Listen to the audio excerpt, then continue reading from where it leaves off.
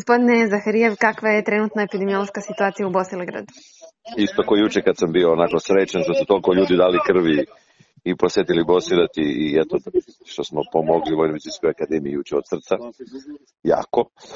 I zahvalili se na mnogo njihovih dobrih dijagnoza i lečenja. Danas je isto, znači skoro pa nema. Ta se žena vratila, maltene, znači to ispada da nije ni bilo. I tako. I dalje se nosi hrana. Ljudi, penzioneri pitaju možemo li još da im nosimo hranu, aktivisti nose.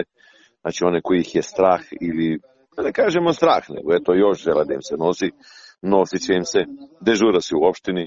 Sve se funkcioniše kao sa vanrednim stanjem, a njega više nema. Razumete, sve privilegije narod ima onakve kakve je imao i do sada. Firme su krenule da rade sve. I one koje su malo odmarale, krenule su da rade. One koje su radile pre toga, radi sad.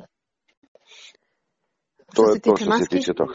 Što se tiče maski, šije se i dalje. Danas smo dali 5000 komada donacije Ministarstvu za socijalni rad i zapošljavanje. Lično ministar nas je primio, potpisali smo ugovor o donaciji. Ministarstvo će to da invalidima. To tamo odmah ima i gde i kako šta. Napravili smo intervju, napravili smo slike. Objavit ćemo jedan naš humani gest. Ljudi oduševljeni.